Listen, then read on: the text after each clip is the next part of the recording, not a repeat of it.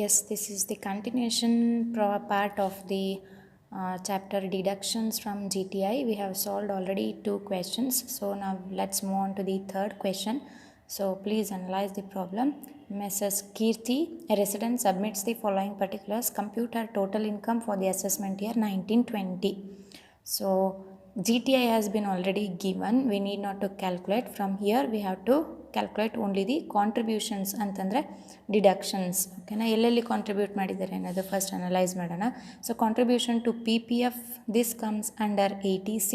Contribution to annuity plan of LIC, again ಇದು ಕೂಡ 80C ಅಲ್ಲಿ ಬರುತ್ತೆ. It is related to 80C only. Contribution to PM NRF ಅಂತಂದರೆ it is completely related to donations, which is come under 80G.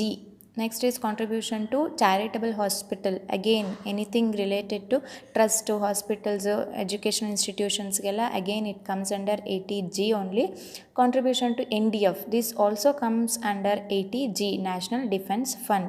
So this is the problem.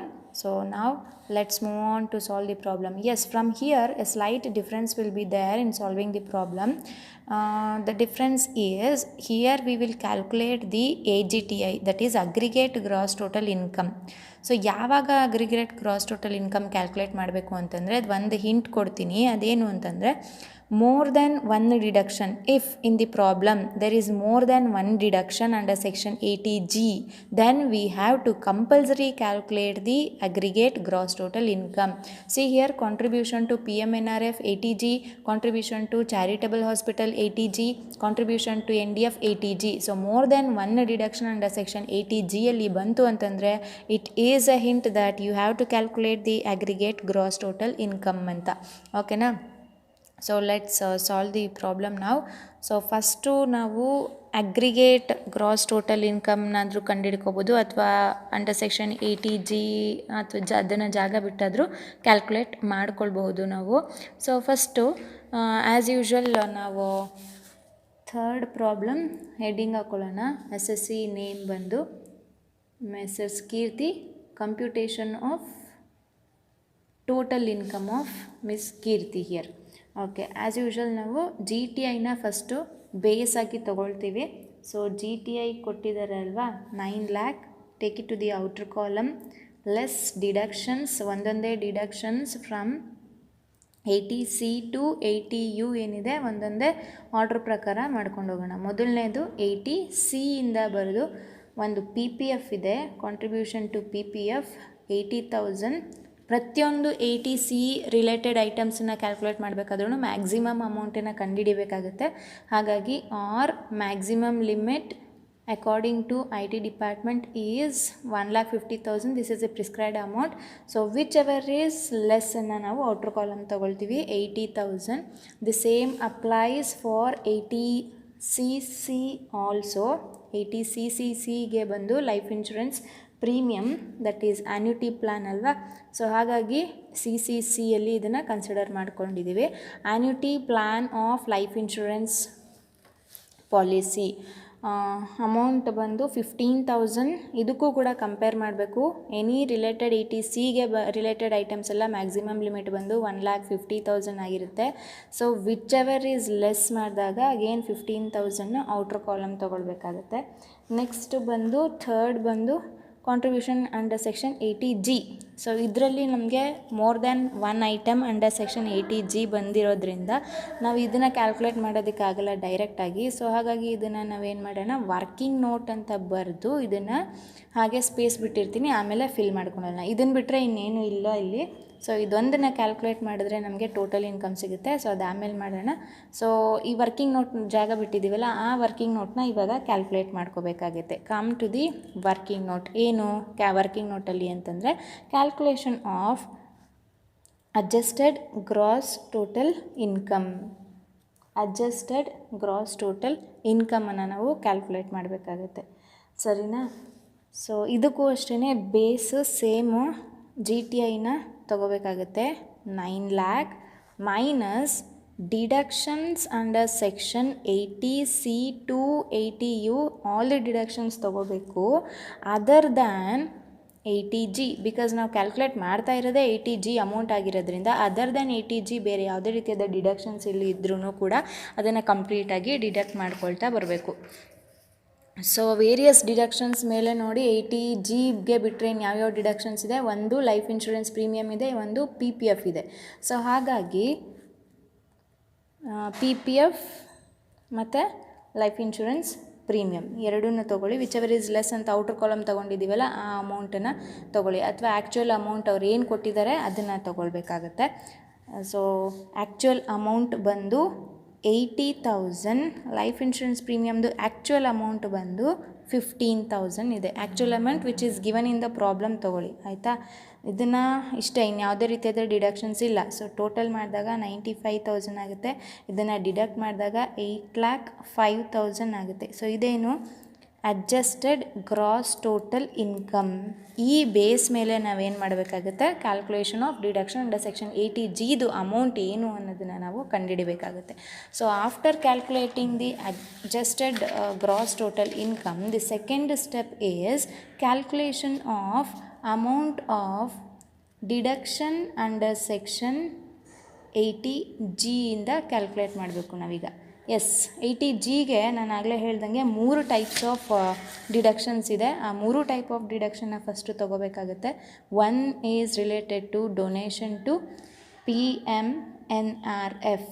So ಬ್ರ್ಯಾಕೆಟಲ್ಲಿ ಏನಿದೆ 100% ಅದು ಹಾಕೋಬೇಕು. 50% ಅಥವಾ 100% ಅನ್ನೋದು ನಾವು ಡಿಟರ್ಮೈನ್ ಮಾಡಬೇಕಾಗುತ್ತೆ. ನ್ಯಾಷನಲ್ ರಿಲೀಫ್ ಫಂಡ್ ಬಂದು 100%, PMDRF ಡ್ರಾಫ್ಟ್ ರಿಲೀಫ್ ಫಂಡ್ ಬಂದು 50%. ಸೊ 100% ಆಗಿರೋದ್ರಿಂದ ಕಂಪ್ಲೀಟಾಗಿ ಇದನ್ನು ಔಟ್ರ್ ಕಾಲಮ್ ತೊಗೊಳ್ಳಿ.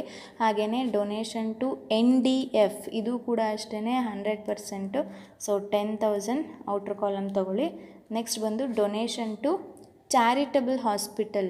ಆ್ಯಕ್ಚುಲಿ ಈ ಚಾರಿಟೀಸ್ಗೆ ಬಂದಾಗ ಅಥವಾ ಎಜುಕೇಷನಲ್ ಇನ್ಸ್ಟಿಟ್ಯೂಷನ್ಸ್ಗೆ ಬಂದಾಗ ಅಪ್ರೂವ್ಡ್ ಎಜುಕೇಷನಲ್ ಇನ್ಸ್ಟಿಟ್ಯೂಷನ್ ಅಥವಾ ಅಪ್ರೂವ್ಡ್ ಚಾರಿಟಬಲ್ ಹಾಸ್ಪಿಟಲ್ಸ್ ಅಂತ ಬಂದರೆ ನಮಗೆ 50% ಡಿಡಕ್ಷನ್ ಮಾತ್ರ ಸಿಗೋದು. ಸೊ ನಮಗಿಲ್ಲೇನು ಹೇಳಲಿಲ್ಲ, but we can considered as assumed as approved ಅಂತ ನಾವಿಲ್ಲಿ ಅಸೆಂಪ್ಷನ್ ಮಾಡಿಕೊಂಡು ಇದನ್ನು ನಾವು 50%ಗೆ ತೊಗೋಬೇಕಾಗುತ್ತೆ. ಸೊ ಅಪ್ರೂವ್ಡ್ ಅಂತ ಬಂದಾಗ ಯಾವಾಗ ಅಪ್ರೂವ್ಡ್ ಅಂತ ಬರುತ್ತೆ, the following format is to be followed. ಓಕೆನಾ, the following format is to be followed. ಏನದು ಅಂತಂದರೆ ಆ್ಯಕ್ಚುಯಲ್ ಡೊನೇಷನ್ ಎಷ್ಟು ಮಾಡಿದ್ದಾರೆ ಚಾರಿಟಿಗೆ, ಇನ್ನರ್ ಕಾಲಮ್ ತೊಗೊಳ್ಳಿ 10,000 ಆರ್ 10% ಆಫ್ GTI. ಇದೇನು ಕ್ಯಾಲ್ಕುಲೇಟ್ ಮಾಡ್ತಾ ಇರೋದು ಹೇಳಿ. ಸೊ ಎಲ್ಲಿ ಚಾರಿಟಬಲ್ ಇನ್ಸ್ಟಿಟ್ಯೂಷನ್ಸ್ ಅಥವಾ ಎಜುಕೇಷನಲ್ ಇನ್ಸ್ಟಿಟ್ಯೂಷನ್ಸ್ಗೆ ಅಪ್ರೂವ್ಡ್ ಅಂತ ಬರುತ್ತೋ the following format is to be calculated. ಏನದು ಫಾಲೋಯಿಂಗ್ ಫಾರ್ಮ್ಯಾಟ್ ಅಂತಂದರೆ ಆ್ಯಕ್ಚುಯಲ್ ಅಮೌಂಟ್ ಆರ್ ಇದು mandatory 10%, fixed percentage 10% of GTI ಬಂದು ನಮ್ಮ ಹತ್ರ 9 lakh ಮೇಲ್ಗಡೆ ಅಡ್ಜಸ್ಟೆಡ್ ಗ್ರಾಸ್ ಟೋಟಲ್ ಇನ್ಕಮ್ ಇದೆಯಲ್ಲ ಅದು ಅಡ್ಜಸ್ಟೆಡ್ ಗ್ರಾಸ್ ಟೋಟಲ್ ಇನ್ಕಮ್ ಬಂದು 8,05,000 ಇದೆ. ಸೊ ಇದ್ರ ಮೇಲೆ ನಾವು 10% ಮಾಡಿದಾಗ 80,500. ಸೊ ಅಗೇನ್ ಇದರಲ್ಲಿ ನಾವು ವಿಚ್ ಎವರ್ ಈಸ್ ಲೆಸ್ಸನ್ನು ಔಟ್ರ್ ಕಾಲಮ್ ತೊಗೊಳ್ತೀವಿ. So whichever is less again ಇಲ್ಲಿ 10,000 ಬರುತ್ತೆ. ಈ 10,000ನಲ್ಲಿ ನಾವು 50% of amount of deduction is to be taken. ಯಾಕೆ ಅಂತಂದರೆ ಅದು ಅಪ್ರೂವ್ಡ್ ಆಗಿದೆ. ಸೊ ಹಾಗಾಗಿ ಬಂದಿರೋ ಅಂಥ 10,000 ಮೇಲೆ ನಾವೇನು ಮಾಡಬೇಕು, 50% ಕ್ಯಾಲ್ಕುಲೇಟ್ ಮಾಡಿದಾಗ 10,000ನಲ್ಲಿ ಹಾಫ್ ಅಂತಂದರೆ 5,000. ಈಗ ಈ ಔಟ್ರ್ ಕಾಲಮಲ್ಲಿ ಇರುವಂಥ ಇಷ್ಟು ಅಮೌಂಟ್ಸನ್ನು ಆ್ಯಡ್ ಮಾಡಿ 10, 20, 25,000 ಏನಾಗುತ್ತೆ, the total deduction available under section 80G.